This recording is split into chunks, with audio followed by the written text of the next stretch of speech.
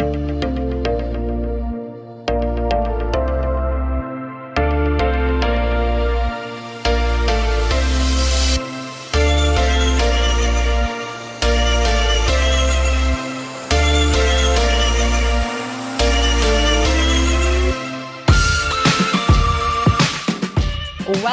to the More to Life podcast. I am your host, Elle Mace, and today I am joined by Chuks. This is Dr Chuks, who is also an author to Eating Disorders Don't Discriminate. Hey, Chuks. Hi, nice to be here. Oh, thank you so much for coming. So you're several things, a doctor is one and an author. So just tell us a little bit about yourself. Yeah, so I work as a psych trainee, so basically in the mental health space as a medical doctor. And yeah, as you know, I've written this book, Eating Disorders Don't Discriminate. I also have an interest, quite a strong interest in eating disorders, as you can imagine. Yeah, and I think I'd call myself an eating disorders advocate as well, because I do a lot in this space, which I guess is driven at improving care, access, treatment for eating disorders patients. Amazing. So this is just a perfect conversation for me, because if anyone's listening to this, they're probably following me. They probably know who I am. I suffered with eating disorders for a long part of my life, 17 years, hence why I then went into working with eating disorders. So I'm really fascinated for you, because we spoke just before we hit record on the fact that you actually don't have a lived experience of eating disorders. So what makes you so passionate about it? Yeah, what makes you so passionate? So I think the journey that most medics take in their careers, at least I think so, you start from a position of actually enjoying the whole idea of medicine, the whole, idea of helping people and making quite high level decisions. But I think actually the specialty that you decide to go into to begin with isn't very clear. And throughout the course of med school, you pick things that you're interested in, or you kind of put things by the wayside that you're definitely not interested in. So throughout the whole of medical school, funnily enough, I was really interested in eyes. So I was really interested in ophthalmology, wanted to be an eye surgeon. But then there's one day I was kind of weird, I just kind of was doing some thinking. And then one of my friends told me, oh, that's really interesting. I couldn't actually imagine you in theatre, scrubbed up, your patient essentially, almost virtually unconscious while you're operating on them. It feels like you wouldn't be utilising your skills, because this individual knew I'm very much a people person. And so it did get me thinking. I was thinking, gosh, would surgery, and obviously ophthalmology, so being an eye surgeon, it's not just surgery, there's other things you do as well, but it's such a huge chunk of what you do. So I thought about it. I thought, let me take a year out and think what I actually want to do. And so in my year out, I ended up taking some time in a mental health unit, inpatient unit. Anyway, first day there, the lady was like, just to let you know, you're going to be on an eating disorders ward. And so I thought, all right, okay, interesting. She said, have you done an NG tube before? So have you done a nasogastric tube? So it's just a tube that goes from your nose into your stomach. And I said, yeah, of course. I mean, that's bog standard type thing at med school. Anyway, and I'd done lots since then. But then I started the job, and then I realized, wow, this is actually very, very interesting on a clinical level. I find it very interesting. The thing with psychiatry, which eating disorders falls under, is that people often feel as though the physical aspects of your medical knowledge just dissipate, because you're dealing with the mind, and you're dealing with quite abstract concepts, and it's just not as hands-on clinically as, I don't know, someone who you're taking bloods from, or who you're constantly reviewing their bloods or x-rays and all this stuff. But you do pretty much a lot of that when you're looking after eating disorders patients. So I found it was almost like a perfect intersection between, mental health and the almost like psychological aspects of things, the psychiatric aspects, but at the same time, you're dealing with quite a lot of physical symptoms. And so, for example, my job, largely looking after people's physical health, bloods, looking at medication, dealing with the symptoms that come as a result of having quite severe eating disorders. And I just found it was just a wonderful collision of things. So, and then not to talk of the fact that it's just so relevant in our everyday life. You know, people more than ever talk about their bodies, talk about food. It's so prevalent. So your job is also incredibly useful and meaningful. I'm not saying that other jobs aren't, but it definitely feels like we need more and more clinicians, and they're desperate, absolutely desperate for psychiatrists in this field.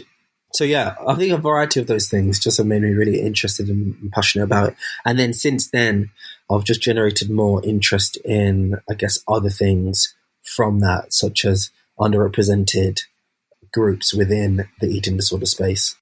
Amazing. Yeah, kind of taking it to that next level, which is fab. I think, you know, eating disorders is really misunderstood, kind of always has been. And now I'm starting to see a change in people's understanding as to what an eating disorder is, you know, and actually as what you're touching on here is how complex and interesting it actually is. So would you say as well that eating disorders is still kind of misunderstood and like obviously not within the medical world, but outside of this? No, medical world is misunderstood. It's even misunderstood in that. I know many medics wouldn't really be able to tell you in much detail about the individual eating disorders. And that's inside of medicine. That's not to talk of outside of medicine as well. So, yeah, I think it's a big issue. And I almost feel like that's one of the things that I've kind of been fortunate enough to be involved in, that, I guess, wider education around what an eating disorder is, who can experience one, and just the very basic type things, you know, just dismantling some of those narratives which are perpetuated by, it could be social media, it could be just societal narratives in all different shapes and form. It could be if it's things that are embedded in certain, you know, ethnocultural groups or communities. Yeah, so essentially, yeah, in answer to your question, yeah, massively misunderstood on multiple levels. And I actually wrote a piece with, you may have heard of the food medic, Dr. Hazel Wallace. I wrote a piece with her ages ago just about how serious the misunderstanding is. Yeah, it's so serious. I mean, even now, I'm pleased that you said that about it's still misunderstood in the medical world, because it's still fascinating how someone can call the doctor and still not get the support or help or the understanding of what's going on. You know, just kind of, I mean, certainly for me, I mean, this was a long time ago, but when I went in to say, like, you know, this is awful, I was told to read a book and I wasn't kind of sick enough, which is still the thing, isn't it? That people aren't, because they don't fit into a certain BMI or a certain category, they don't get that support. Yeah, absolutely. Yeah. So you went on to write this book. So tell us about the book. So the book it's called Eating Disorders Don't Discriminate. It's essentially an anthology, which, for those that don't know, that's a collection of different essays throughout the whole book. So I co-edit it with my fellow co-editor, Bailey Spin. She's based in the US. And it's a collaboration with relatively well-known faces. They all have some sort of following of some description, and all different walks of life, you know, and all different types of person. So different body sizes, different ethnicities, different localities, different genders. And so we thought that was very important to include those different stories, to highlight that there are multiple ways that eating disorders can present.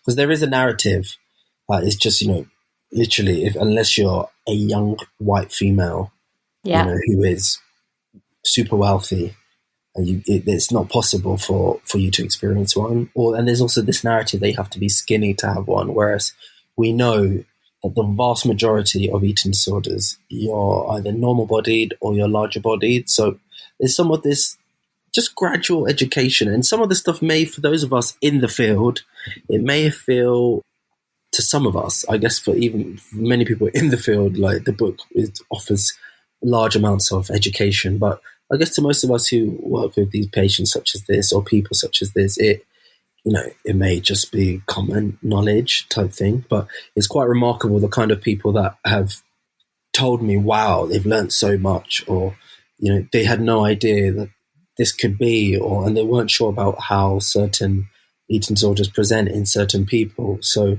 it's a book which is really informative and a deep dive into the issues I guess I've mentioned, but also the whole book is laden with hope, and hope is such a massively important thing for just me in general. Just when thinking about this space, talking to patients, I think that hope is the thing that keeps people going on so many levels.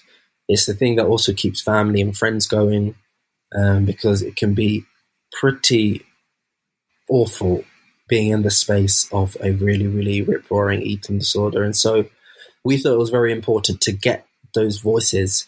So all those different authors that I've mentioned, they all had lived experience of an eating disorder. The book split into 5 sections with the 5 main eating disorders, highlighted throughout the book. And so there's all those different authors in different sections of the book. And so we also have clinicians that speak throughout the book, and we also have family members and friends that speak throughout the book. So it's kind of like a 360 view of, I guess, life with an eating disorder. And I think it's a really good, someone said it's a very good place to start. So if someone's unsure of what is an eating disorder, or how can I, how do they happen, or, what can I do? It's a very nice, hopefully people find it's a nice place to start. Yeah, amazing. I just think it's incredible to actually produce a book like that, because certainly, through my lived experience and also, clients, etc., you're given all these textbooks that, more from a medical view, do this, don't do this, read the NHS, go to the Beat website, all this, really great information. But actually, when you're living it, or you have a daughter or a son or a parent or anyone living it, actually to read a book that has lived experience with also that hope at the end of it, and hope, positive outcomes. Yeah. I think people learn so much quicker that way. That's a very good point. I think it makes it accessible. It makes it kind of more straightforward and less complicated on a lot of levels. But also, I think capturing and putting, there's something about validating other people's experiences. Someone who may think, oh, no way, this person, what? Muslim? Brown Muslim with an eating disorder, or like, what, black male, or what? No way so I think one of the key things in the book was having people of different ethnicity, minority ethnic groups as well. Or someone's like neurodiverse or neurodivergent, sorry. Yeah, so I just, all these different factors I think is so important to talk about throughout the book. And yeah, it comes together really, really nicely. It was there was a mammoth task making it happen, because we had people from, like I said, all different localities, so all over the world. So the actual logistics of it. Yeah. 2 a.m. Zoom calls and all sorts of like really, really crazy things. Hundreds and hundreds of Zoom calls. But yeah, we got there in the end. And yeah, hopefully a really lovely piece. We've had very good feedback so far about it. Yeah, amazing. Well, even when you just think about the stereotype and, again, it being misunderstood, even when I have a conversations, which this isn't even a minority group, even when I have a conversations about males with an eating disorder, it's like, really, that is the response that you get. And you think, like, absolutely, let alone, ethnic minorities and neurodivergence and everything else. But I guess it comes back to the core that it doesn't discriminate, because it is a mental health disease. It's part of the brain.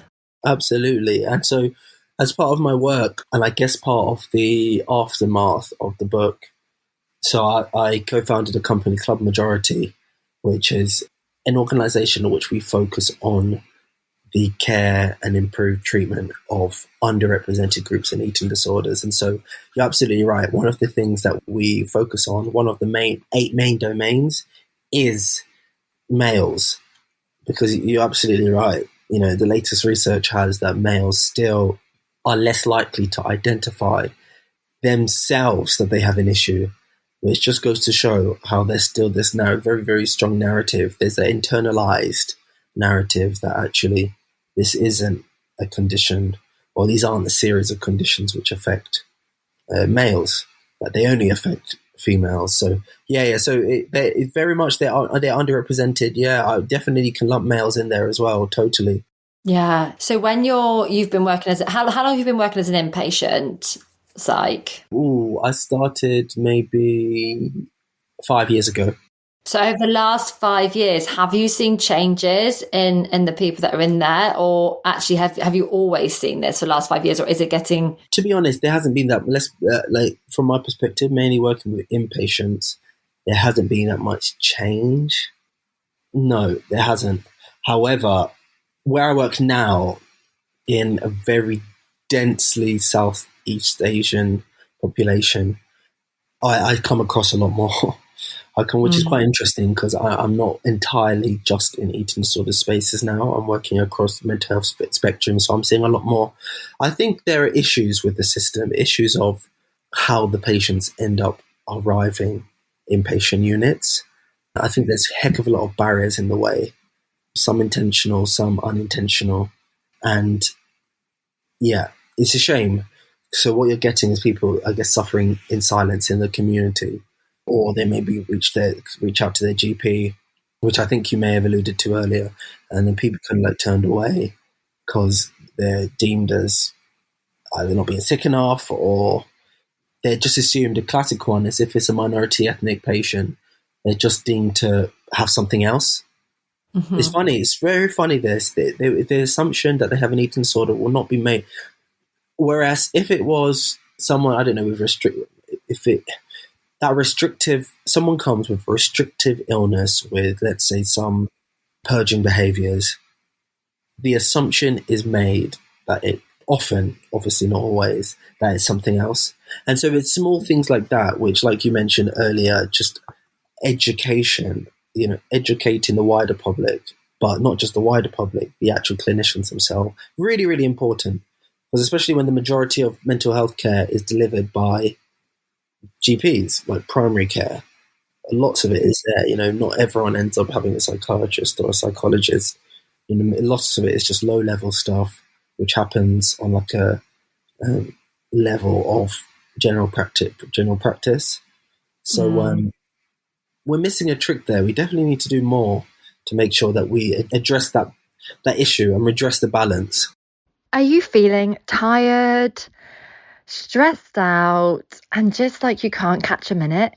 Well, why don't you come along to our More to Life Spanish retreat this October the 4th to the 8th. We have a private luxury villa, a chef, lots and lots of workshops, yoga, hiking, fun, connections, friends, and excursions. Send a DM or an email to find out more. Yeah. And also just at that point of when people are going to the GP and trying to get help, it's almost a bit like a switch for some, isn't it? Like they can be suffering with disordered eating one day, and then very quickly, in the matter of maybe days or weeks, maybe for more, months and years, it can turn into a full-blown eating disorder, and it can escalate so quickly because that moment of panic of what's going on here, I need to control it more, and I need to control it more. And especially with something like binge eating, which can then so easily turn into bulimia, is that it can escalate so quickly that then suddenly you've got someone who is really sick. Yeah, I think validating a patient is so important. We've had people who have presented to their GP, and the GP has, within the limitations of their knowledge, has sent them away, kind of minimized their symptoms. The individual's almost not driven to, but feels as though they have to make it even more clear how sick they are. And so like you're saying, it can kind of be a bit of a downward spiral, and then this person may present later on far physically sicker than they were when they first presented. So these things can tend to spiral in lots of different ways. And as you kind of alluded to, even eating disorders themselves the whole diagnostic thing is kind of weird anyway, but they can almost morph into other. So you can start off even having, I don't know, anorexia nervosa, and then if you get to a point where actually that may be reclassified as atypical anorexia nervosa, or it's not uncommon for someone to have anorexia nervosa and then end up later on having bulimia nervosa. So there's a lot. I think to us that actually look after these patients, we kind of don't get bogged down with the definitions, because it's a fluid sort of process. Really, you're concerned about the symptoms and the best way to alleviate those symptoms, as opposed to giving something a name. I mean, giving something a name doesn't really. I mean, it can have value, of course, but ultimately, giving something a name is not the treatment in and of itself. So we don't get too bogged down with the actual definitions. Yeah, absolutely. And how long would you say is the average time span that someone spends in an inpatient unit? Inpatient units, well, I've had a patient spend more than 15 years in an inpatient unit, but that's a complete one-off. Or obviously not just one-off. I'm sure there's been other cases as well, but that's very rare. I've also had patients who have stayed just one day, less than one day, a few hours. So yeah, it completely varies. But in answer to your question, on average, I would say 3 months, 4 months.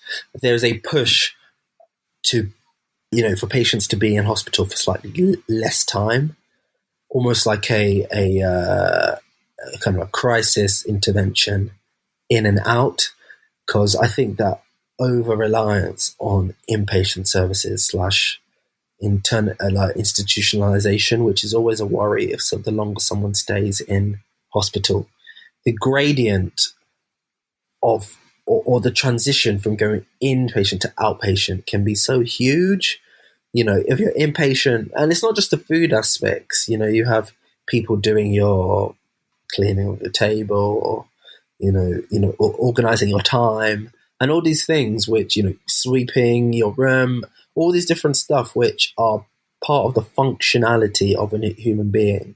Kind of get stripped away. So I think on multiple levels, it's very important to minimize the amount of inpatient time. But equally, the challenge we're finding is sometimes we know someone needs to stay as an inpatient for longer, but the funding or the services or just the whole overlogged system, oversaturated system means that unfortunately you have to discharge a patient prematurely, which is unfortunate. And you just hope and pray that the patient is able to, manage and maintain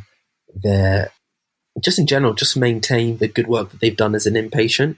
We don't want them to lose the good work that they've done by kind of like a premature discharge. So yeah, it is interesting, but in general, 3 months, I would say.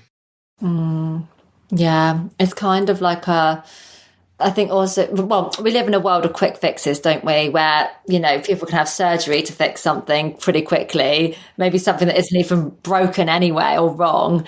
And there's, we're surrounded by the media of these 12-week fitness plans, drop X amount of weight by then. So, I know that people certainly talk to me and say, will I be sorted in 3 months? No, yeah, absolutely. Yeah, no, in essence. But that's why I love the work of OTs, occupational therapists, because we sometimes forget how important they are in a good quality MDT. It's that transition work, making sure that transition from inpatient to outpatient is as smooth as possible, doing work in the community whilst they're in inpatient and transitioning them out. So actually you'll find someone who is discharged is actually in a far better space often than they were coming in. So very, very big amounts of work are done. However, there's still I often tell my patients, unfortunately, the hardest work is when you're discharged. The hardest work is often when you're discharged, because that's when you're left to your own devices. You step out of the hospital, wind blows you on the face, and all of a sudden you're like, oh, that's that. Whereas if someone goes on on home leave, let's say someone's an inpatient, they go on home leave and they do really well, maintaining their diet or whatever it happens to be, and then they come back. Often the reason why they've maintained their diet is because they know they're coming back. They know that people will be, keeping them accountable and, making sure that it's very different to finally being discharged, where actually it's kind of like, oh, I can literally do what I want and no one's going to check in to see how I'm doing. So, yeah, the hard work often does start after being discharged, or the hardest work. Yeah, and I guess it's just about giving that person as much support on their journey. Yeah, definitely. And a part of that is somebody who has probably not trusted themselves in so long, being able to build, actually gain that trust in themselves that they can make those decisions and they can do this on their own. That they've been given new tools.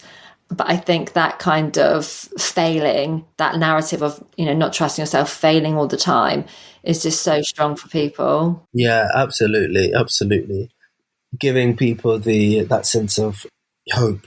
I can do it. Even if it's someone, for example, like older, that's another group where Club Majority, we focus on older people. They're often forgotten about, kicked by the wayside. There's no focus on them. But actually, some of the outcomes I've seen of I think that probably the best outcome I can think of in my head was this lady who was 67 that we looked after. Absolutely incredible. Came in and had done things she hadn't done in more than 40 years and made such incredible progress. Even her physical health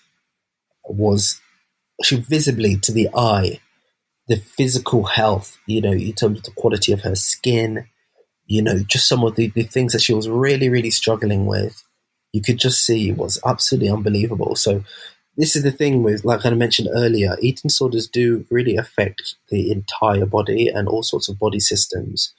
And at no point is it too late to make a good change, That's why we always try and instill hope. Okay, you're worried that you might not be able to make it through this challenging period, but you can. And I guess it's just about constantly reinforcing that message. Yeah, that hope. Yeah. My oldest client was 86. Wow. Yeah. Wow. And she turned up and she just said, I was going to swear then, but I am so done with this. It has taken most of my life, that whatever I have left, I just don't want it was for her. It was just that constant chatter in her head, that constant, what you eating, don't eat that, do eat that. And she was just like, I am so done. Wow. Yes. Gosh, so that's no, I don't think I've ever looked after an 80-year-old, actually. Not with a primary diagnosis of an eating disorder. I had someone who's had it, but as a comorbid, but their main symptom was depression. But then they also had a comorbid eating disorder. But wow, that's really transparent. That's quite powerful, actually, that testimony of someone who's just really so through with, the brakes that the eating disorders put on their life. Yeah, it's amazing. And then there was an International Women's Day, maybe a year after or something. And we had this bit of a photo shoot to celebrate all bodies. And she turned up in a white swimsuit and was just really, by this time, I think she was 87. And she was just owning it. It was absolutely fantastic. Love this. Love that. Love it. Absolutely love stories like that. Yeah. And I think we need more positive stories which again was one of the driving forces behind the creation of the book. We need more positive stories of hope, and just generally just lived experience stories are so, so powerful. Yeah, so powerful. And actually, again, as you're talking, this is a good example of where, disorders don't discriminate. And also it is so relevant to this common day. So again, I had a lady who did an exercise because she had an eating disorder. She did an exercise to reach out to her parents, who one of which wasn't taking notice of anything that was going on for her. Anyway, she reached out and she explained what was happening. And eventually, maybe a couple of days later, the father, turned back and said, "I've had bulimia most of my life." Wow. Really unexpected. She actually thought the whole thing wasn't going to land at all with him. But it just shows you, talk about this stuff, because you do not know what is going on for other people. Honestly, yeah. This is it. It's a lot of this stuff it's undercover. It's undercover stuff. Bulimia nervosa is, obviously, I'm just talking about this particular case that you mentioned, but like that is like notoriously underdiagnosed. There's no way really of knowing a lot of the time. People are doing it on the sly, and it's very, very challenging. Very, very challenging. Lots of people are especially when it's, for example, lands in like a context which is seen as less okay. If you're from an ethnic group, which is just like, how can you even, how can you not eat? Or like, why are you behaving like this? This is not what happens in our community, that type thing. And I think, that's when it really is silenced and quite, and ends up kind of being a bit more dangerous. Because as you know, with not just mental health, but generally, when things are done behind the scenes and done under wraps, this is a similar thing they're talking about with women's health. So women's things, when things aren't done openly, it can end up being often a lot more dangerous for individuals. So yeah, wow, that's a powerful, powerful story you just shared. Yeah, and actually, as you're talking, then I'm thinking, gosh, you're so right. Like these cultures where food, more so than the typical white female, then these cultures where food is such a huge part of the family get together, the celebration, the daily connection. And actually, if you've got someone who's then not engaging, absolutely, it's disrespect also on lots of levels. This is the food which is often, when you go even deeper, there's often ceremonies, there's cultures where food is actually seen as a gift from God. And you have all these, if it's a more religious aspect, or you have deeper meanings behind the food, or if it's just, some cultures, it's just flat outright rude to not eat someone's food, more so than, this sort of like, kind of British and Western type way of doing it. It's less so. This is it's actually seen as huge disrespect. So then when you get, like you say, someone who finds himself experiencing an eating disorder and then going through these things, it's a big issue. It's a really, really big issue. And people can find themselves very socially isolated very quickly. Yeah, absolutely. Oh my gosh, I could go on with you forever and ever, but thank you so much for joining the podcast. If you could just share where people can find you, if they want to reach out to you, if they want to follow you, also where could people purchase your book? Yeah, absolutely. So it's my social media handle is at Dr. So Dr Chuks, Chuks. People always put a second C in there. There is no second C. It's just CHUKS. Yeah. And then underscore. So at Dr. Chuks _ And then just in general, like if anyone is from an underrepresented group, so if they're an older person or if they're a male, or let's say they're in the LGBTQIA community, or if they find themselves maybe neurodivergent or whatever it happens to be, underrepresented within eating disorder spaces, there's a platform called Club Majority, which, again, I work with. So our main is to improve outcomes for those people. So, yeah, those are the two main places that you can find just generally my work and just what we do. And the book, obviously, is in every kind of like retailer, from Amazon to Waterstones to Foils.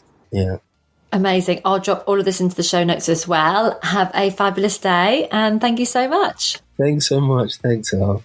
If you enjoyed listening to this episode, then please head over to give us a rating. We would really, really appreciate that. And as a return, send us a screenshot of your rating and we will send you a free 45-minute hypnosis for absolute daily motivation. This is a must listen to every day in order to create your best future self.